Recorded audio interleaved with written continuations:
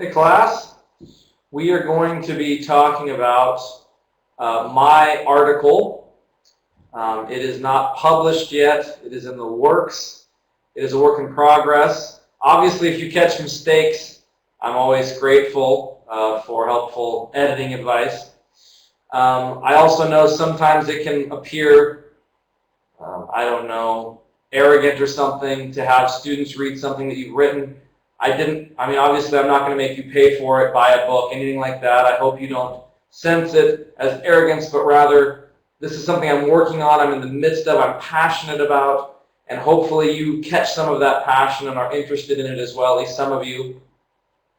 It's very relevant, I think, for the topic at hand, which is this notion of cultivating virtue character. How does that look? How does that look with related to science, specifically neuroscience? And how does it relate to spiritual disciplines and spiritual formation? The reading's broken up so that you're reading sections 1 and 2 first, and we're going to talk about that in this lecture, and then you'll read section 3 for Thursday, I believe. Be sure to read section 3 because that's really the payoff. That's when we start applying it to spiritual disciplines and spiritual formation and seeing what effects that might have on the brain. So don't just read today's without reading the last section. And there'll be a short lecture to go along with that as well. Again, I find this topic really fascinating. So we're going to start dealing with neuroscience and morality specifically, which I hope is interesting to most of you. And again, we'll sort of transition into the connection between spiritual disciplines as well. So one of the first section here is the primacy of intuition and emotion. Traditionally, morality has emphasized, at least in the West, in philosophical circles, it's emphasized rationality, rule-based morality. We've been talking some about that. So when we make moral decisions, the idea was, well, we think about it. We try to weigh consequences. We think about how it's going to affect other people, how it's going to affect us. We might refer to Scripture, think about what God might want, and we sort of process through this and then make a moral judgment, or we make a moral decision. And that's what I've written is not discounting that. Certainly we do that. But the tradition has often overlooked the fact that many of our moral judgments, our moral decisions, our moral behavior happen quickly. In a moment, we make a judgment. We say that's right or wrong, good or bad. And reason often comes along after the fact, post hoc, and then justifies how we felt, right? What our initial judgment was, then we try to find reasons to support, right, that judgment. Often, the reasons we give to support those intuitions are contradictory. They're not consistent because they're often emotionally driven.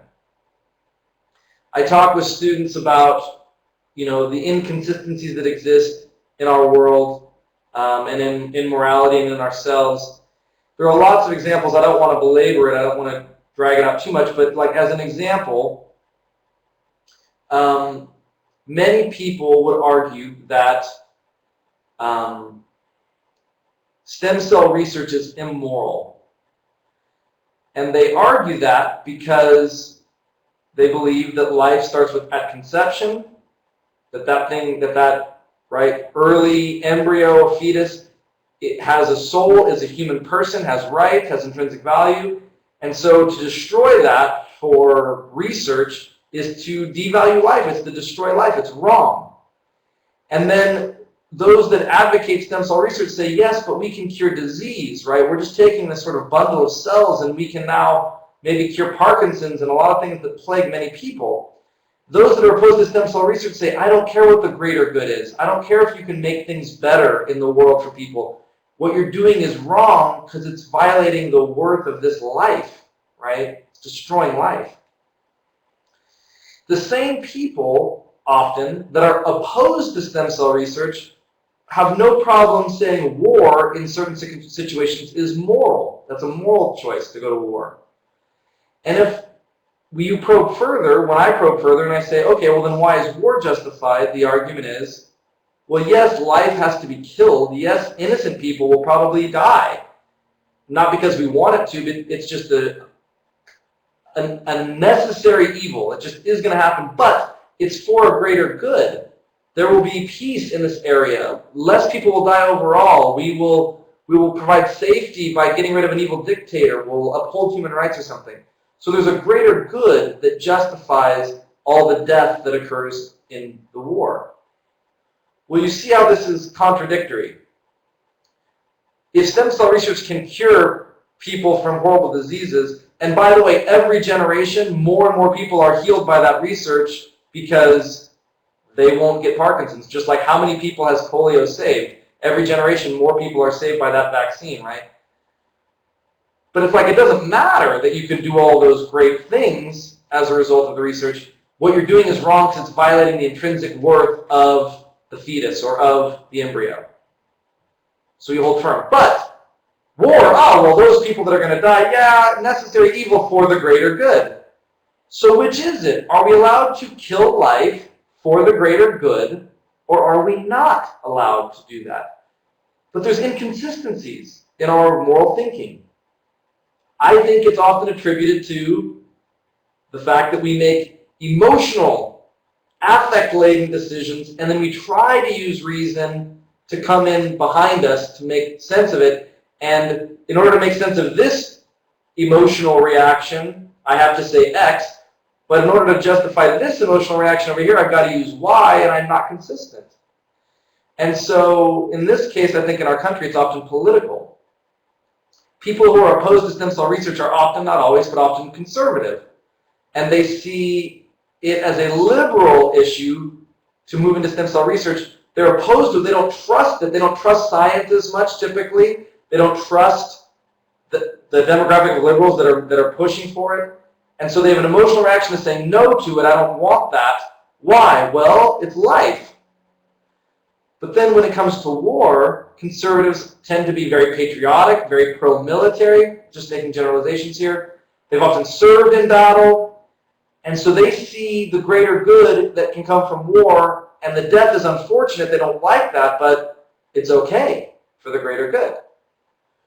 But you see how the logic is not consistent, but you can see how emotionally a person might react. Well, of course, similarly, liberals are equally inconsistent. The greater good is okay with stem cell research, but then they're often opposed to the death penalty because of the intrinsic life of the criminal. They're often opposed to war, at least a lot of the time, right? Again, making generalizations here. But I think it's because we have this tension where liberals don't trust conservatives and vice versa, and so we've got this adverse reaction. Again, both political parties are inconsistent. I'm skeptical of politics generally. I don't think it's often about truth or morality, but other less noble things. Again, liberals, what do they say? We want, get the government out of my life. They shouldn't be able to tell me who to marry. They shouldn't be able to tell me what I can watch. They shouldn't be able to tell me what's allowed to be on the internet. No, limited government, limited government. Oh, when it comes to money, big government. Redistribution, take from the rich, give to the poor, right? Well, which is it? Do you want the government to stay out of your business, or do you want the government in your business? Republicans, similar inconsistency. Small government, small government, small government.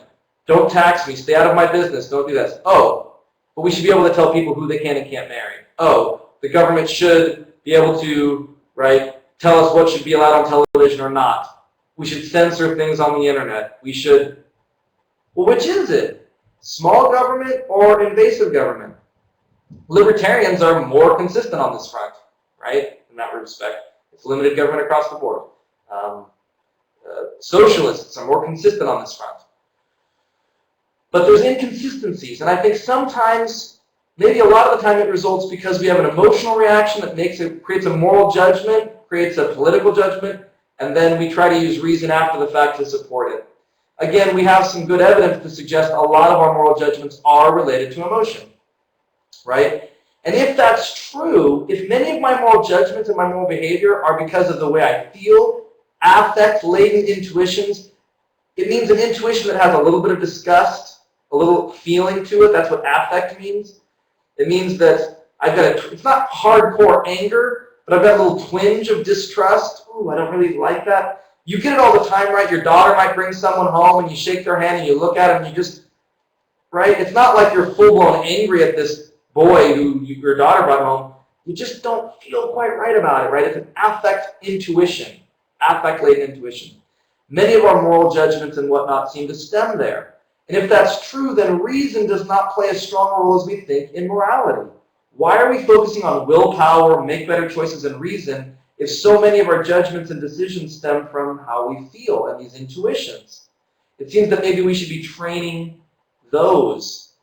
How do we train our brains, restructure our brains, as Sharon Bagley's been talking about, in a way that my intuitions change, so that my natural reaction is not, ooh, selfishness, deceit, anger, but maybe I train my affect-laden intuitions to be kind, compassion, giving, love. So maybe we should be focusing on that level rather than reason and willpower. Not that we discard it completely, but where do we pour more of our effort? So then the evidence. Okay, so why would you say that emotion plays such a role, Bankard? What makes you think that's the way it goes? Antonio Damasio, which we mentioned early on when we read Kevin Corcoran's book. I do have handouts, some chapters photocopied if you're interested, and I posted some earlier in week 3, I believe. But it comes from his book, Descartes' Error.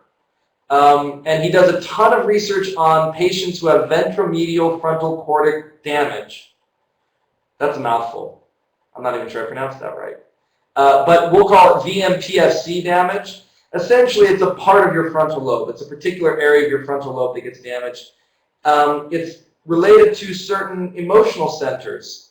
So when that part of your brain gets damaged, you start to lack things like empathy. It is either reduced or eliminated. Elements of compassion, being able to recognize what someone else is feeling by their facial expression. These things all get reduced when this damage occurs. And he studies all kinds of people. Phineas Gage is the historical example that we talked about, the guy that had the railroad tie shot through his frontal lobe. That was, over 100 years ago. But Damasio studies that case and then looks at a bunch of modern day cases. Sometimes it's from early childhood where they've had this damage. Sometimes it's in adulthood through accidents or abuse. Sometimes lesions develop on the brain in this particular area, which create the same kind of symptoms.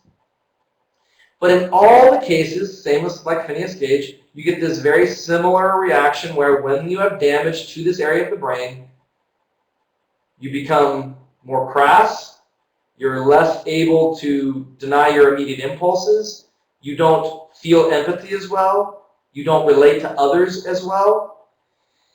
Emotional centers are damaged, but rational centers stay intact. And I'm not going to go into detail because it's in the article that you're going to read. But ultimately, they give these patients tests and they look at what's going on in their brain through MRI machines as they're taking tests. And rationally, they're doing well. IQ tests, these patients score very high on. Knowing moral rules, being able to repeat those rules, very well. But they score low on decision making. They score low on tests that rate their emotional response to situations. So their moral knowledge stays high, but their emotional centers have been damaged. And what do you know, right? These people often show signs of psychopathy, induced sociopathy, like sociopaths and psychopaths. These people often participate in higher risk behaviors. So again, it's not enough to know the right thing to do, because if I don't feel the right ways, I won't actually do it. Rational morality is interested in telling me what I should do, but it's not interested in equipping me to actually do those things. It seems that we're going to need to train our emotions. Remember, I talked about virtue ethics. Training how we see the world, feel about the world, and act in the world. And the way we feel is so important, how we respond emotionally.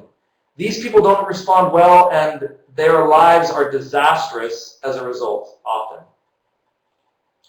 So that's just some evidence of the importance of proper emotion directly leading to proper behavior. improper emotion directly leading to improper behavior.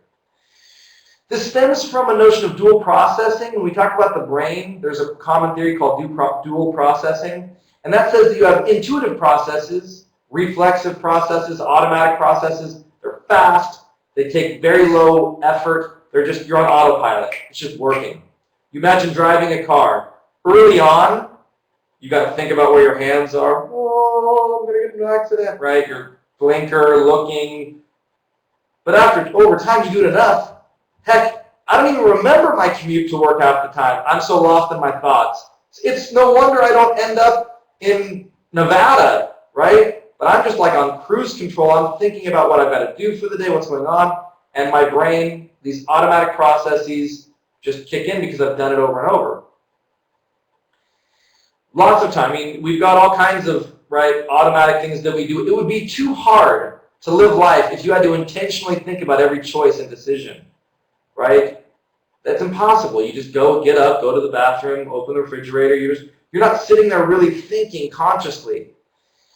So you have intuitive processes, automatic processes, but you also have rational processes that are slow, effortful, conscious. They're intentional. They're goal-directed. This is where you really do sit down and plan and really hone your thought process about what you want to do. Both are acting at the same time, but intuitive processes often come first. They're often come before the level of conscious thought, right? And they seem to have an impact on our moral judgments. A metaphor that Joshua Green gives for our mind, this dual process metaphor, is a camera. If anyone has a camera, you know. You get a camera, it's got a ton of automatic settings. Automatic flash, it'll automatically pick up certain light, it'll automatically focus for you, and all those things just happen. And thank goodness, so that someone like me, I'm an idiot, right? I just hit power on the camera, I point, click, that's it. But if you're a really good photographer, you know that the camera also has a bunch of manual settings. I can manually zoom in or out, the shutter speed, I can increase, decrease, I can do all sorts of things to take pictures that are portraits versus landscapes. What's the best setting for this particular lighting? That would be the rational processes, the intentional, effortful processes. So a camera has the automatic settings, which are great for people like me, but it also has the manual stuff, which is more goal-directed and intentional. So intuition and moral judgment. Jonathan Haidt, great article. He writes the social intuitionist model. It's free. You can find it online if you just type this in, if you're interested in the whole article. But he gives tons of evidence to show that affect-laden intuitions affect our moral judgments and our moral behavior more than rational processes do, right? And so this is a huge argument, and it needs a lot of evidence. I only cite some of the experiments that have been done, but we'll talk some about them, right? Experiments to show that moral judgments happen instantaneously. Boom, we make them immediately, and then we try to justify after the fact, right? So there's lots of that. What we're going to do now, and again, I know this is going to be a little bit longer of a lecture, but bear with me here. I'd like to do it with you. So we're going to look at some of these dilemmas together. I'm going to read them. What I want you to do is I want you to make a moral judgment. I don't want you to think too hard about it. I want you to read it and say, you have three options. This action is morally obligatory. The person must do the thing in question. So that's one option. You might want to write these down. Or, this action is morally permissible. You're not obligated to do it, but if you do it, it's okay. Okay? Or it's morally forbidden. The person should not do this thing. Morally obligatory, morally permissible, morally forbidden. So I'm just going to read the dilemmas. I want you to write down. Right? Maybe you want to put D1 for dilemma 1. Did you put obligated, permitted, or forbidden? Right? And then we'll talk about it. Scenario 1. A man driving a new car with leather interior, right? There's a child on the side of the road with a bloody leg calling out for help. The driver realizes that the child needs immediate medical assistance, but her bloody leg will most likely ruin the new leather seats, resulting in a $200 expense. What should the driver do? Is helping the injured child morally obligatory, permissible, or forbidden? Scenario 2. Has the same man sorting through his mail after work. So the man, imagine the same guy, but there was no bloody leg now. He just drives home. Everything's fine. On this particular day, UNICEF has sent a letter asking for a $50 donation that will result in 25 children receiving oral rehydration salts that could potentially save their lives. What should the man do? Is giving to UNICEF morally obligatory, permissible, or forbidden?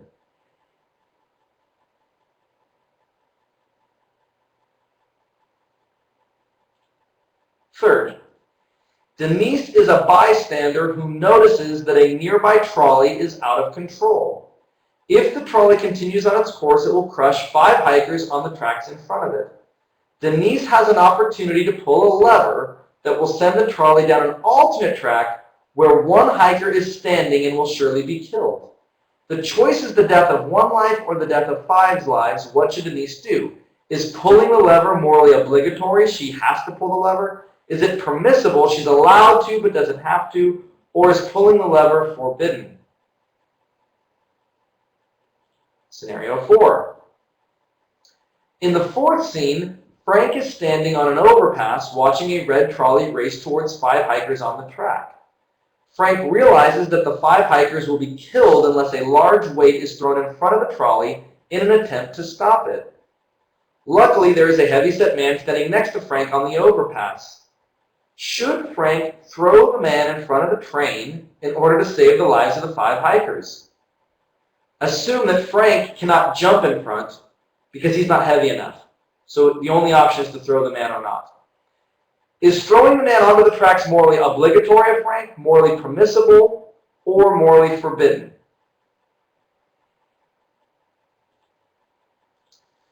The 5th scenario has a surgeon walking into the hospital as a nurse rushes forward for the following case. Doctor, an ambulance just pulled in with 5 people in critical condition. 2 have a damaged kidney, 1 a crushed heart, 1 a collapsed lung, and 1 a completely ruptured liver. We don't have time to search for possible organ donors, but a healthy young man just walked in to donate blood and is sitting in the lobby.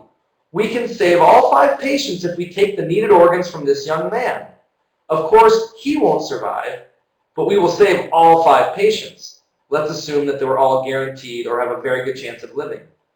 Is harvesting this man's organs against his will morally obligatory, morally permissible, or morally forbidden?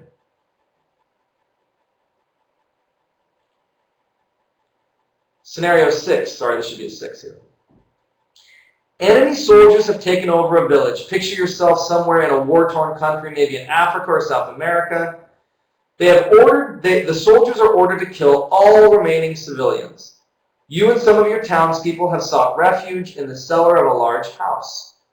Outside, you hear the voices of soldiers who have come to search the house for valuables. Your baby begins to cry loudly. You cover his mouth to block the sound. If you remove your hand from his mouth, his crying will summon the attention of the soldiers who will kill you, your child, and the others hiding in the cellar. To save yourself and the others, you must smother your child to death. Is smothering your child morally obligatory, morally permitted, or morally forbidden? Okay, I hope you've written down your answers, because now we're going to go back. Most people, these are online, by the way. They've been translated into many languages. There's tons of data to see how people respond in these scenarios. Okay? So we've had thousands and thousands and thousands of participants.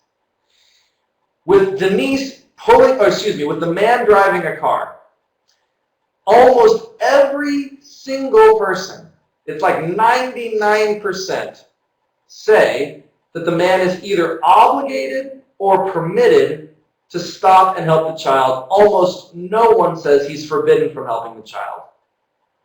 A very high percentage say he's morally obligated to help, usually in the 90s. 90% say morally obligated. My guess is you said morally obligated to help the child.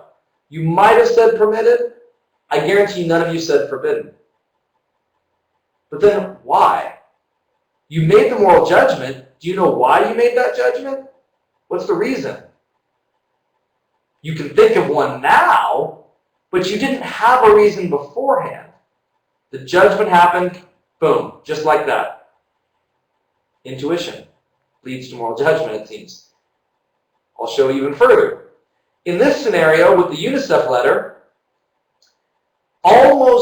the vast majority, it's usually in like the mid-80s in terms of percentile, say that the man is permitted to send the UNICEF money, not obligated or forbidden, just permitted.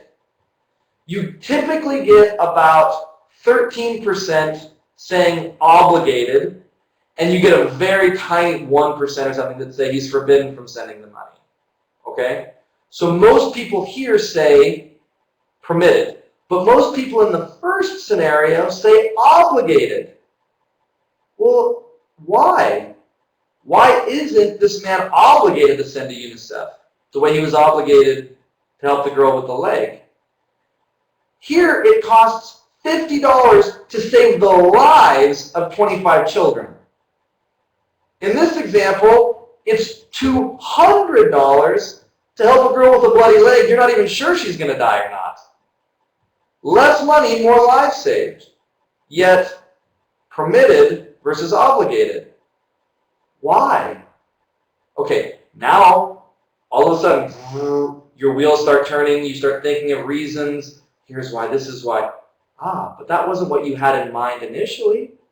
You're trying to justify your moral intuition after the fact to come up with a good reason why you made the judgments you made. Right? Well, charities aren't reliable. How much money is actually getting to those kids? Blah, blah. But the judgment comes before that. Very interesting. I find this very interesting. Oh, another note. The real reason why I think certain judgments are made, and this research has been done by Joshua Green, he does MRI scans while you take these. So he has participants morally permitted, morally obligatory, filling out the surveys while their brain is being scanned. This is what we call a personal moral dilemma. You're driving past a real person, bloody leg, crying right in front of you. Picturing that scene, the emotional centers of your brain, the amygdala and other emotional places are more active. It creates a stronger reaction in us as we read this scenario. Suffering children in a country far away that we are not directly impacted by, getting a letter in the mail, picturing that scenario, we know through research, emotional centers of the brain, less active. It's more of a neutral feeling when we read this. More emotional, less emotional. The more emotional centers are active, suddenly you're obligated to help. Less emotion involved, you're permitted to help, but not obligated. That's, I think, the real reason why we judge this one the way we do. It's more personal, intimate, it makes us more emotional. Not like, oh God, we're freaking out. That affect is subtle. It's under the surface, but we can see it when we do MRIs on people taking these dilemmas. The third scene, Denise. Should she pull the lever? Once again, a very high percentage say obligated or permitted. You get about 15% say she's forbidden, that you shouldn't involve yourself in it. Some of you, the odds are one of you maybe said forbidden here. Most of you said she is permitted or obligated to pull the lever. Right? Very interesting. And usually we're getting about 60% obligated, right? 55-60, then the rest permitted. Sometimes, depending on the group, that might switch a little. I assume you're in this. You said obligated or permitted, most likely. However, Frank, should we push the man in front to stop it? You get a giant percentage that say forbidden. I mean, like 85% say this is forbidden. You get a smaller amount, 10% or so permitted, and then you get a really small 3% or so say obligated. Very small percentage. Most people say you're forbidden. Why? Explain this to me, right?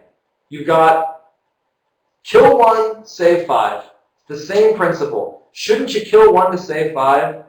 But people don't react the same. Well, Looking at the MRI data, pulling a lever, impersonal. Doesn't impact us emotionally. And so we were like, oh, okay, yeah, maybe we should pull the lever. Pushing someone off a footbridge onto the tracks, we noticed with the MRI data, our emotional centers of the brain are more active. We become more stimulated emotionally by this. So suddenly, this one is forbidden. This one permitted. This one forbidden. Why? We can try to justify it using reason after the fact, post hoc, but our judgment came right away. Affect-laden intuition affects our moral judgment so strongly, and I think our moral behavior as well. Obviously, our behavior stems from our judgments. Almost everyone says this is forbidden, the surgeon. You have a few maybe sociopaths or something that think it's okay to do that. But again, harvesting organs heightens our emotion even more, disgusts us even more than pushing someone onto the tracks. It's more invasive, more personal, violating more rights, and we don't like it. But it's killing one to save five. Isn't that the same as pulling the lever, rationally? If we were Spock, we took emotion out of it, wouldn't we say, Captain, one human will die versus five. It is the right thing to do, right? So it seems emotion plays a stronger role than we think, and these judgments happen so fast. Enemy soldiers, I hate this dilemma. It's just awful to even read because it's real life. People are actually enduring this. There probably isn't someone standing next to a trolley lever right now, but there are people dealing with this. And it's very difficult to think about what I would do. Sure enough, emotional centers are active like crazy. It's very hard to even think about or picture. And what the research shows, this is fascinating, everyone's emotional centers are evoked to a higher degree, but every brain is different, every person is different. Those people that have a heightened emotional reaction inside the brain to this dilemma say you should not smother the baby. Those that have an emotional reaction, but one that's less emotional, are more likely to say it's okay to smother the baby to save the rest of the tribe, the rest of the civilians. The correlation is so strong that it seems that the level of emotion one feels according to this particular dilemma directly affects the judgment made. Not some rational argument, not some detached form of thinking, but the heightened sense of emotion or lowered sense of emotion in the cases makes one more likely or less likely. So this is just some evidence, but it's pretty strong, and I think since you took the test, you might be saying, wow, my moral judgments do come before my rational judgments.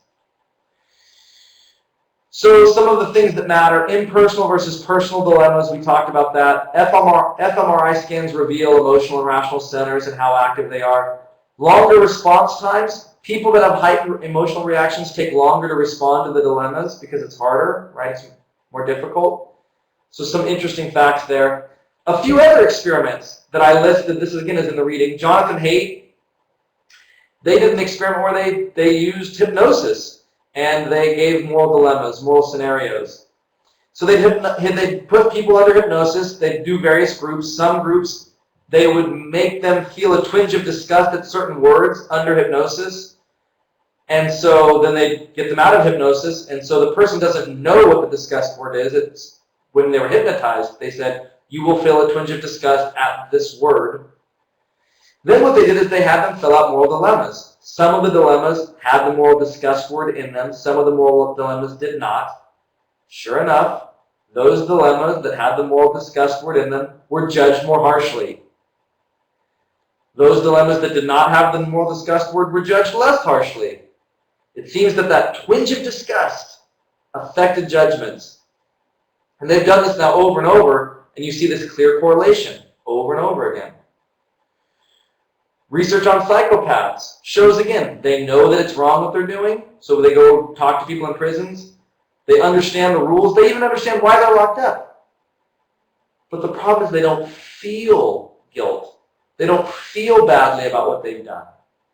So they know rationally the issue is in emotional deficits. Then I gave a bunch of research on oxytocin, which I just find fascinating. Love this literature.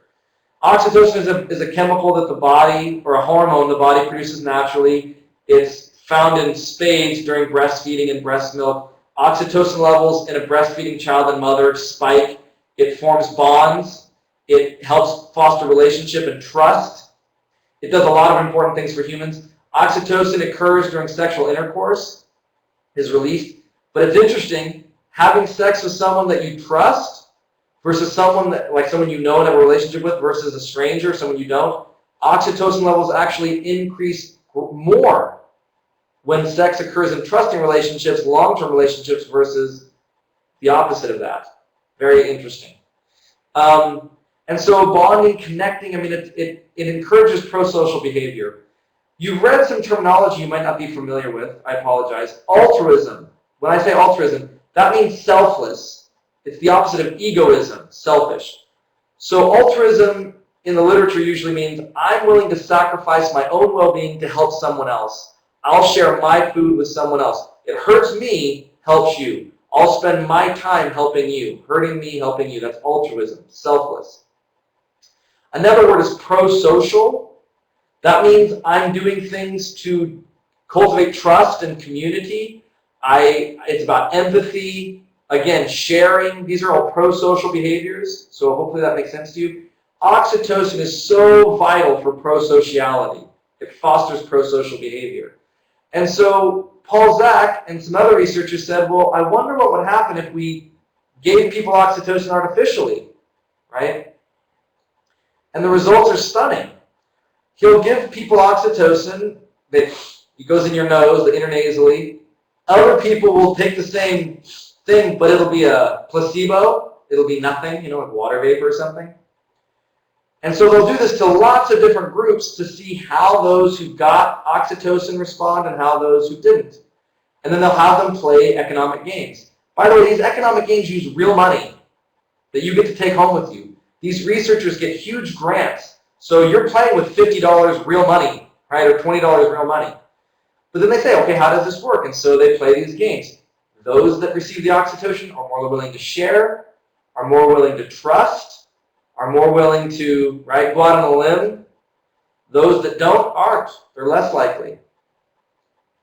But oxytocin does not affect a person's reason. It subtly impacts my emotion, my affect-laden intuitions, making me more likely to make moral judgments that are trusting, caring, and sharing, more compassionate. Wow, that's very interesting.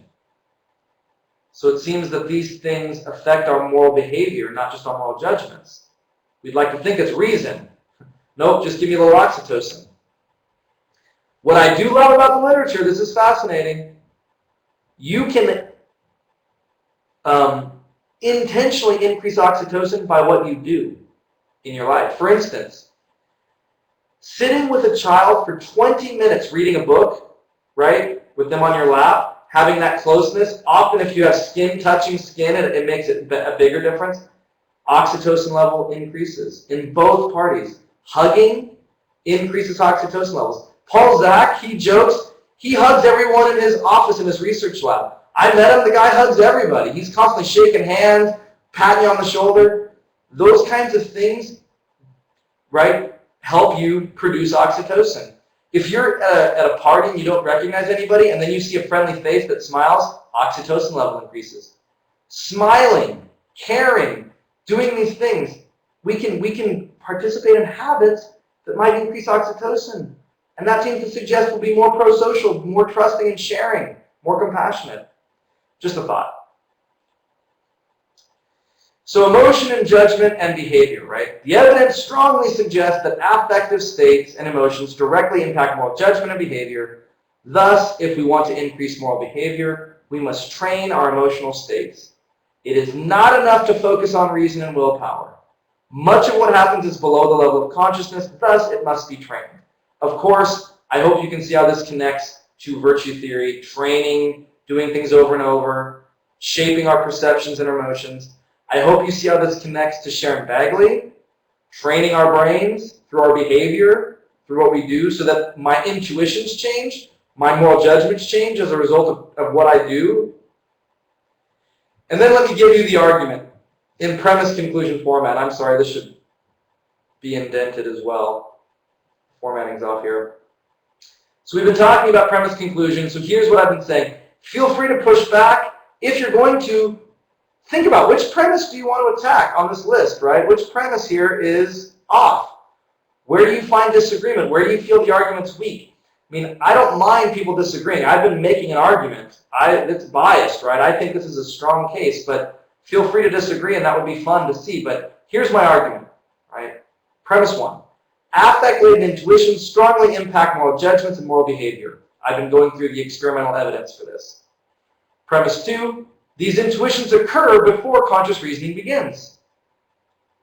Therefore, conclusion 1, improved reasoning and willpower will not necessarily lead to a change or an improvement in moral judgments or moral behavior. Premise 3. In order to change moral judgments and moral behavior, we must change our moral intuitions. This is best done through moral training. We've seen this through brain research and whatnot. Virtue ethics is the only moral theory that stresses moral training. The others focus on rules to tell us what we ought to do. This trains us and equips us to actually do it. Conclusion 2. Virtue ethics is the best available option for training moral intuitions. Conclusion 3. Virtue ethics also has the best chance of changing or improving our moral judgments and behavior. I think this also relates to spiritual formation and how we view spiritual formation related to the brain and this new research. We're going to push into that in the next section. So the final section deals with meditation. I'm going to warn you, it's a lot of Buddhist stuff. We have a lot more research to show us that Buddhist meditation impacts the brain in what ways and also impacts behavior such as compassion. Now, I think a similar thing occurs through prayer. We just don't have the research yet. Scripture reading and other spiritual disciplines. So I focus on Buddhist meditation mostly because the research is there, but I'd like to see this shift into Christian spiritual practices. So read section 3 because I think it begins to pull all these ends together in certain ways. Would love your questions and comments. Looking forward to seeing you guys online. I hope you have a great day.